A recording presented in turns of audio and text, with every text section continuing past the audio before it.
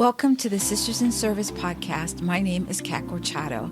I'm a fellow Air Force veteran who, after 20 years of active duty, struggled with transition after leaving service. The Sisters in Service podcast is a platform to include all women veterans, organizations, military spouses, and Blue Star, Gold Star families in talking about the trials and triumphs we face while in service and after service. A new episode will be released every Tuesday, and I hope that you'll take a listen. And if you like it, you'll share, leave me a review, or even let me know what subjects you would like to hear, especially if you're a woman veteran. And so thank you so much for those that have listened in the past. And thank you so much for following me on this journey as I continue with podcasting. Take care. Welcome to episode 52 of the Sisters in Service podcast. My name is Kat Corchado, and my guest today is Jen Zappone. She is currently living in New Mexico, which, let me backtrack a second. When I looked at her bio, we have so much in common. It was just like, okay, is she my sister from another mister? I don't get it. So number one, she lives in New Mexico. Now this was years ago, but I lived 5 or 6 years in New Mexico when my dad was in the service. We're both in Woven. She is my Woven sister, and we are both veterans. And so I just think that, you know, it's interesting to know that we both like to laugh and have a good time. Laughter, I think, is one of the best medicines you can take. Absolutely. And so without further ado, Ms. Jen Zappone, welcome to Sisters in Service. Thank you so much, Kat. Thanks for having me today. Of course. So I know that you grew up in Pennsylvania and you are a huge Pittsburgh Sports Team fan. Now, she said any, that includes what? Football, hockey, and baseball. Pittsburgh doesn't have a basketball team, do they? They do not. I lived in Latrobe, Pennsylvania, which is where the Pittsburgh Steelers have their annual summer training camp. And of course, when they won their 4 Super Bowls. So I absolutely bleed black and gold. And I root for the Pirates because I even remember when they won a World Series, which has been like half my life ago. But it's definitely ingrained. I'm definitely a Pittsburgh girl.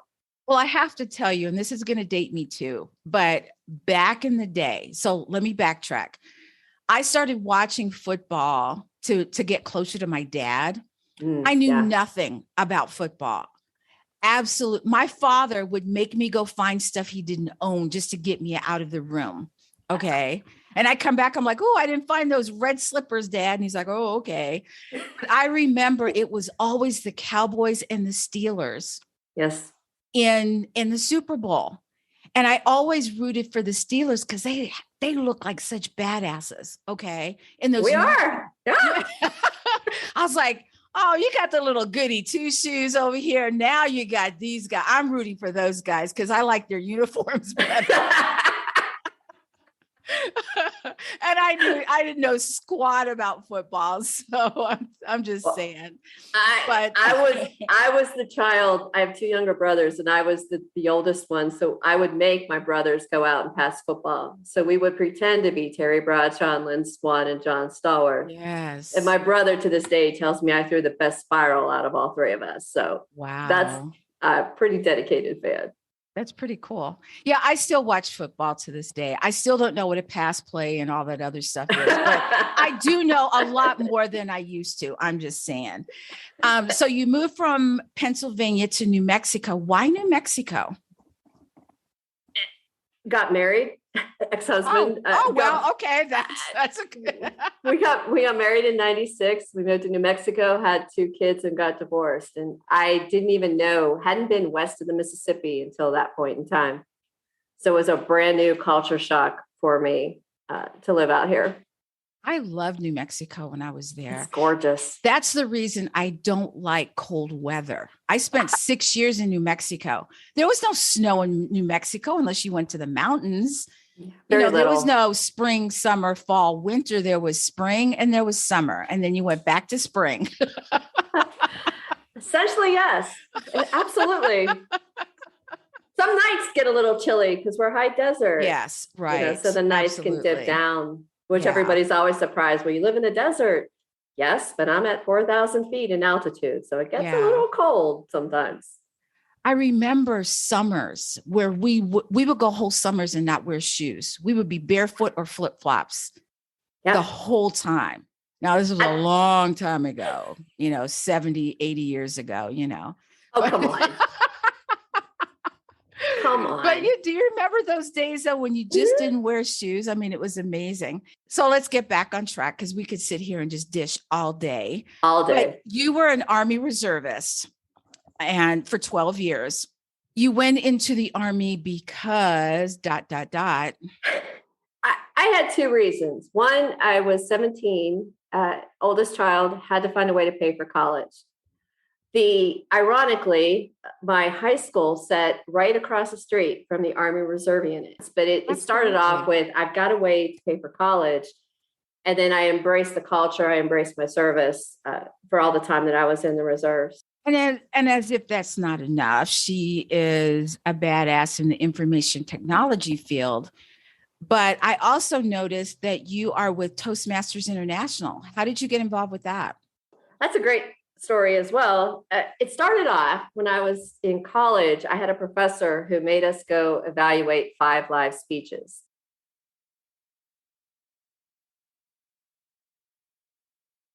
She offered that you could go to church. And at the time, it wasn't, my spiritualness was lacking, if you will. And I was like, I have to sit through a whole sermon to evaluate 5 live speeches. And I was a Catholic girl, so God knows how long those services might be at this point in my life. And I remember that thought process. The other thing she mentioned was Toastmasters. And the company I was temping at just happened to just start a Toastmaster club. I went and I was hooked. I became one of the founding members, and that was in Pennsylvania. So I was in that club for 5 years. And then when I moved to New Mexico, it took me a little bit, but once I got started, I've been in New Mexico Toastmaster clubs for 22 years now. I absolutely love it. I've learned how to communicate, public speaking. I always tell the story. I was really quiet and shy when I joined the military, but back in high school that nobody knew me. So to be able to get up on stage and to meet people like you and to be able to talk more, it really has given me a ton of confidence in my life. So I've you out of your shell a little bit, but you won a great award with them, like one of the highest awards you can get in Toastmasters. It's the highest level that they offer you. And yes, I achieved that award. You go through Toastmasters so we're going to talk about, we can't go any further without talking about Woven, the Women Veterans National. I can't even say it. Women's Veteran Network? Is that what we're doing? That one.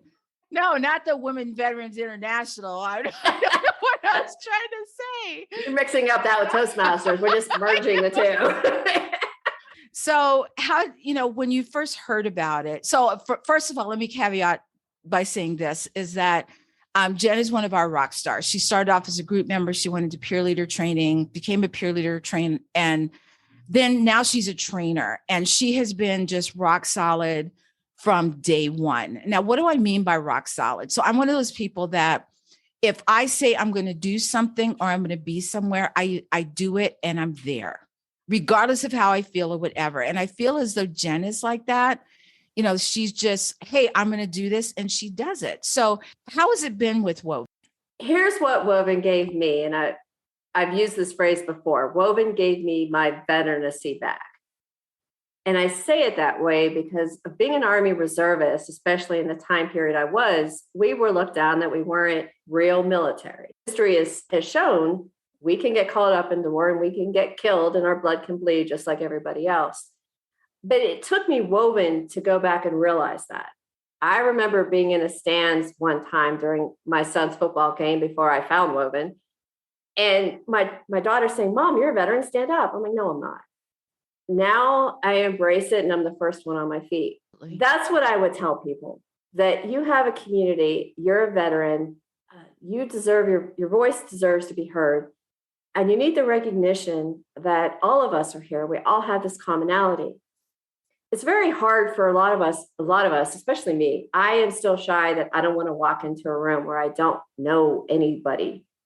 But if you find that least common denominator, it will get you out of your shell. And then you find people that you shared experiences with. You find closet Steeler fans. You find coaches out there. You find all walks of life. You've got to get out there and meet with us and find this network that you never knew you had. I've talked with other reservists who have said the same thing, that they felt other people, either active duty or veterans, just didn't believe that they were really veterans. And, any uniform, if you wear a uniform, whether it's Army, Navy, Air Force, Marine Corps, Reserve Guard, you're a veteran. I embrace that now. It took me a little bit to get there and realize that I signed that blank check for my government, just like everybody else did. So let's go back a little bit. So Jen was diagnosed with a brain tumor. When did you find out you had the brain tumor? And then what was your initial reaction? And did you have that gut instinct that something was wrong? Let me see if I could answer this in the order. I found out I had a brain tumor in April of 2016. I had been battling a bunch of sicknesses since 2009. So the journey was a long, arduous journey, if you will, of trying to find what the answers were. I can remember the day I found out about the brain tumor. I had been looking about a week or two before. I'd been looking online. I dumped all of my symptoms that were in different boxes because I'd been diagnosed with like 10 different things. I dumped them out. And however I approached the Google gods that day, evidently I asked the right question, because what popped up was the silhouette of what I look like. It had a picture of a female that had body fat right around the waist and the groin area, a hump on my back. I had flushed features. I had a lot of weight around my swollen face. If you looked at the symptoms, I had 28 out of 30 of them. And the only two I didn't have were prostate issues. Oh, okay. Yeah. NA. Yeah, I know. I was like, you sure I don't have that too? Because I have all these other ones. But what that picture was of a lady that had Cushing's disease. And Cushing's disease is caused by a tumor that creates excess cortisol in your system. So it's similar to steroid poisoning, if you will. When I took that to my primary care doctor, I said, hey, what about this? I'd never, ever been tested for cortisol. I had walked into that office and I was sitting there. I hadn't even met him yet. He walked in the door. He had a stack of books about a mile high underneath his arm and said, you realize you have Cushing's disease, right? And I was like, no, I had no idea, but thank you for the diagnosis. Turns out that it is caused by a tumor that could be on your pituitary gland in your brain, your adrenal gland on your kidney, or some independent source floating around in your body. They didn't have a likelihood of where it might be, but he was very determined that I went to get tested because he said, your life expectancy from now is about 5 years. I don't know how long you've had this tumor. If we don't take it out or don't find the source of it, you're going to steadily deteriorate, basically go crazy and possibly commit suicide. I walked out. It was a rainy day in Las Cruces, which we're talking desert. So you know how rare that is. Yes. Getting Cushing's disease, it turns out it's even rarer than a rainy day in Las Cruces. But it was raining and I walked out and I remember calling a good friend of mine and saying, hey, I might have a brain tumor. I'm so excited. That might be it. But thankfully, it was a friend that understood that, because who gets excited that they might have a brain tumor? So that's how I found out 7 years. When I look back and start putting all the symptoms together, I think it started right around 2008, that it took that long for me to find out what the source of it was. So when it starts to settle in, the diagnosis, did your mood change? I mean, did you just say, because at first you're like, yes, I have a diagnosis. And you're like, oh crap, it's a stupid tumor.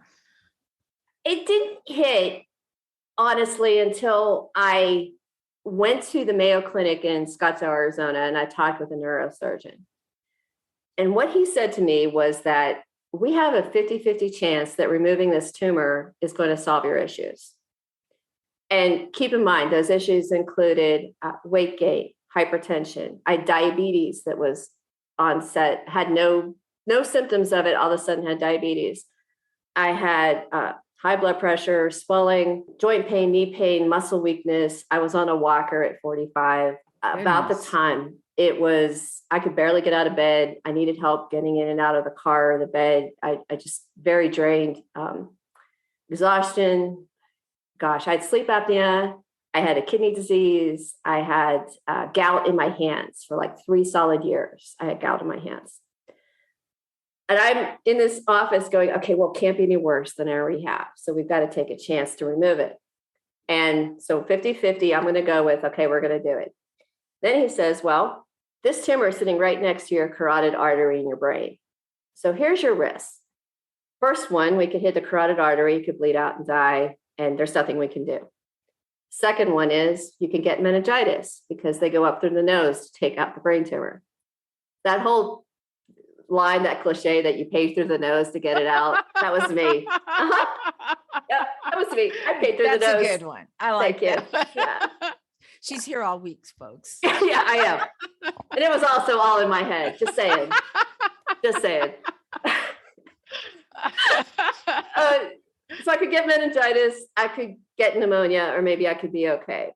So what happened, they operated August 30th, 2016.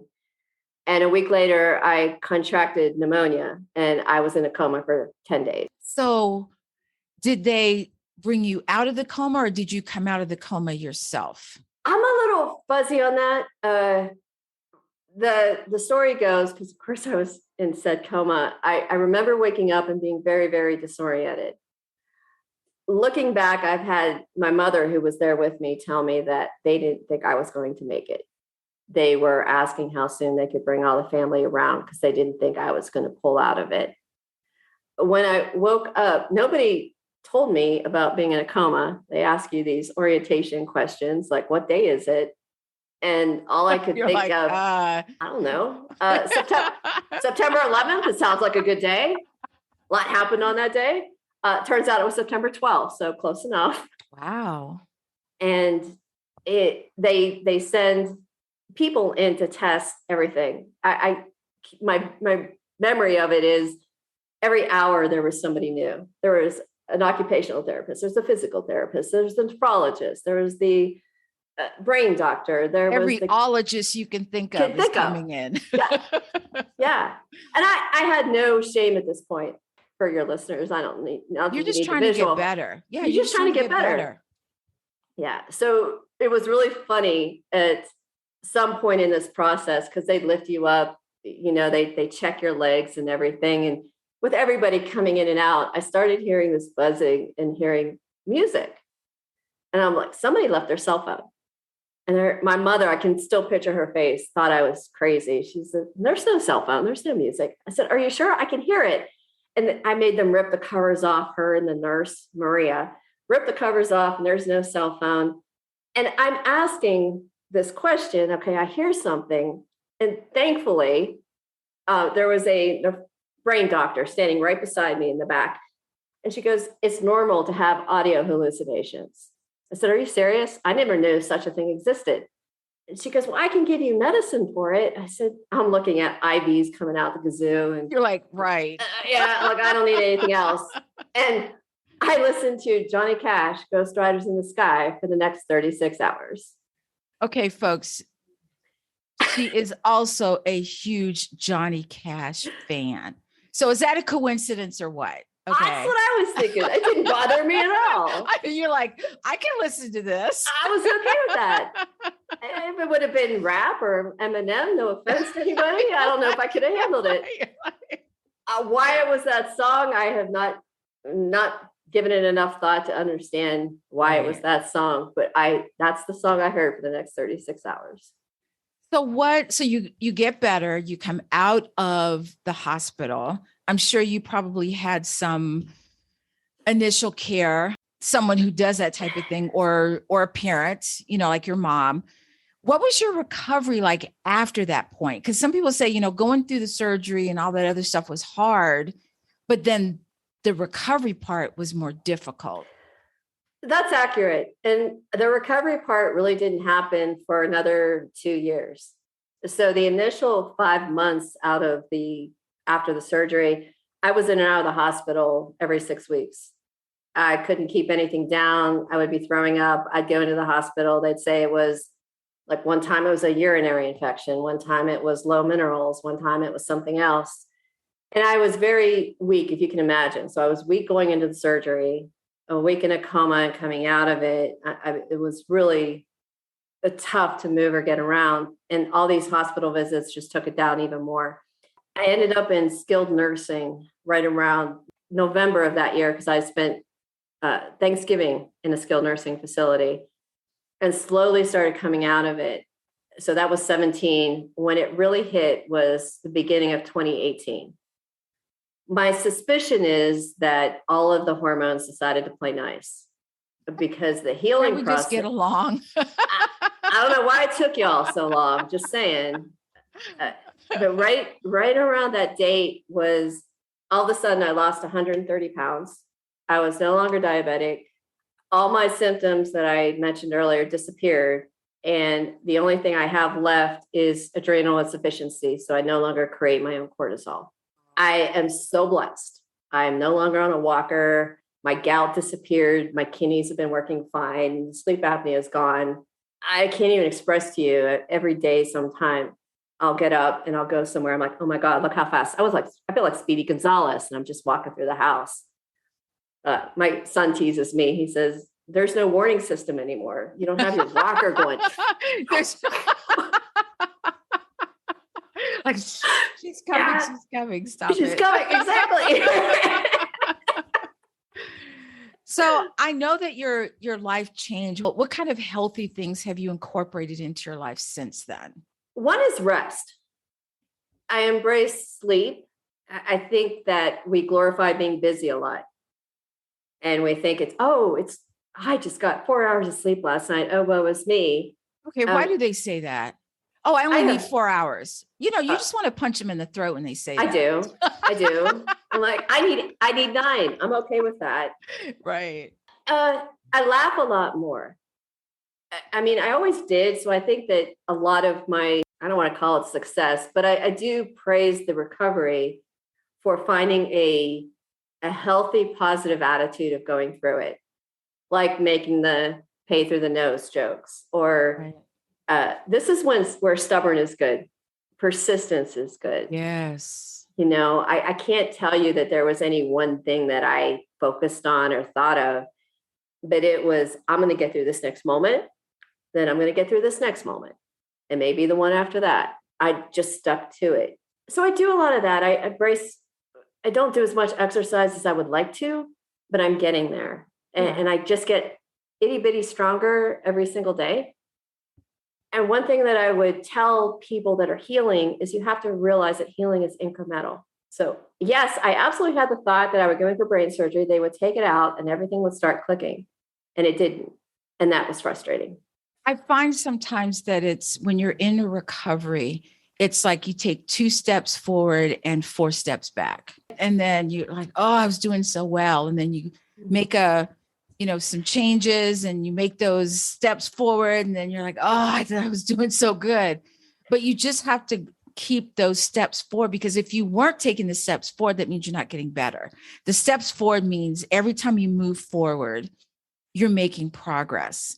And it doesn't matter whether you have a brain tumor, you're getting over something, or maybe stuff is just really not good in your life, that you're so overwhelmed that you just feel like you're not going to make it to the next day. Is that, would you call it stubbornness, that tenacity, that don't quit, which I find a lot of veterans have.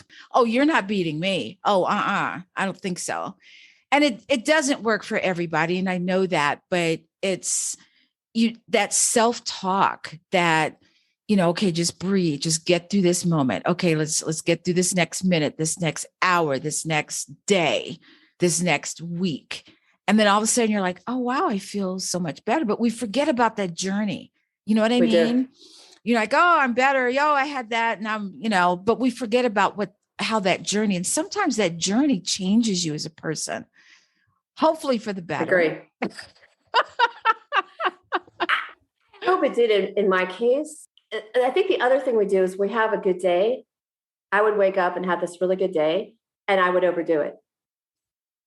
And somebody would say, well, you've got to, and I've thought about it. I'm like, well, why would I overdo it? Why would I do all this stuff? And I think because those good days didn't come along very often. So I try to squeeze everything I could. As much as you could into it. Yeah. And then you'd overdo it and you'd pay for it for the next 3 weeks. Right. I always tell people I've been in the fitness industry, and when they're coming back from an injury or something, and they'll say, oh, well, what do I do when I'm not with you? Can I do this? Can I do this? And I said, if you want to do something, if you say, I want to walk a mile, cut it in half. I want to walk half a mile, cut it in half. Because you'll do that, you get that accomplishment, you get back, you're like, yes, but you haven't overextended yourself. We think we can do a mile, and we probably can, but should you? Probably not. And it's very hard to create the habits, and when you talk about looking back, I remember one of the reasons I had gone to the Mayo Clinic, I met in 2014. And there's a lot of stories between 2009 and 2016 that I could go into and would be here for like 3 more hours. Okay, are we doing a Jen Zappone web series? Yeah, series. Yeah. But I think that when I went there, I went to the Mayo Clinic because I was trying to figure out I wasn't losing any weight. I have an ARC trainer. I was on it for half an hour every freaking morning. I had it set up at a high level, and my doctors are looking at me going like, yeah, that's all you. You're not doing something right. I'm like, I'm not doing something wrong, right? One of the things that I learned is that you have to keep asking the questions. Don't give up asking the questions. Be your Even own if advocate. It's Google, you've got to be your own advocate. Get into Google. And it's not like I know the doctors have all of this knowledge, but they're human too. And they're going to focus on the shiny object, just like we are. I had 2 kidney biopsies, and I laugh. I'm like, take another little piece of my kidney. Why don't you? But there's solid results for the kidney. Right. So, well, that looks like there's my shiny object. So I'm going to go for it. And you have to, you know your body better than anybody else. That's what you have to remember. You live in it. They only see you for like 15 minutes, if you're lucky, every 6 months. Yeah, being your own advocate is important. Doctors hate me because I'm like, well, how come this, and why this, and what about this, and have you thought about this? And they're like, yeah, whatever, get out the door, because I feel like it's necessary, Absolutely. And I've had to step in and help my mom, because my mom comes from an era where the doctor was right about everything. And, she's got a lot going on health-wise. And I'll say, Mom, one of them being a heart issue. I'll say, Mom, you went to your heart doctor? What did they say? And she goes, oh, he says I'm fine. I go, you have a heart condition. You're not fine. So you have to really ask those types of questions. So last but not least, what would you tell someone other than being your own advocate for someone who's just not doing well health-wise? Is it keep asking questions, being your own health advocate? Is there anything else you would suggest? I had about 8 of those. That Toastmaster thing you talked about earlier? Yes. One of the things that, yes, stay curious. Just stay curious. Don't look at it like you're trying to solve all of your problems, but be curious about it. Focus on what could go right. I tell the story about the 50-50 chance, and my odds of getting Cushing's disease are like 1 in 1,000,002 or something like that. But you have to focus on what could go right, not everything that could go wrong. Right. So focus is a really good thing to have. And that helps you shift where you're looking at. One of them, the other one I have is bet on yourself, even if it's against all the odds. You got to bet on you. Don't let anybody tell you different. You know your own odds. Bet on yourself no matter what. Don't let pity parties last more than 3 minutes. I like that one. I set a timer. It's really easy. It's really easy to go down that rabbit hole. And then you're so negative. And it's really easy to make the excuse that you're health and you take time off. And I did it, and I'd have to stop and go, wait, nope. What do you have? You're done being sorry for yourself. Go take a step. Yeah. The gratitude. Yes. When you said what's gone right, people say, oh, well, this went wrong and this went, okay, what went right? And you have to look at it from that point of view sometimes. You do. And when you look back, a lot of us look back and regret and like, well, I wish I could have done that. But if you look back in a positive way, look how far you've come.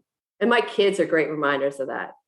Yes. My son is like, Mom, remember when you said you wanted a wheelchair? And he said, no way. And I remember that. He's like, you're not getting a wheelchair for this house. You're going to do something, right? And he reminds me all the time, and so does my daughter, that you couldn't do this back then. Look at all that you're doing now. And that's an amazing story. It's a great reminder that, that valley was pretty steep, but look, the mountain you climbed afterwards. Right. Now you're looking down and going, wow, look what I did. Mm-hmm. I love that story, Jen. And just the fact that you're here and that I get to know you, I feel very blessed that I get to know who you are as a person. And I hope that if anyone out there is listening, that they've learned a little something about being in that deep, deep valley, looking at that huge mountain above you and saying, I'm not sure I can, but taking those baby steps one day at a time, 1 minute at a time, 1 hour at a time, and realizing that you can get up that mountain. Now, it might not be in a day, might not even be 5 days, but you're going to get there. And that's what you have to focus on.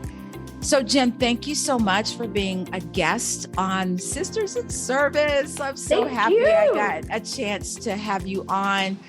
And for everyone else, thank you so much for listening. And as always, please stay safe, take care of each other, and until next time.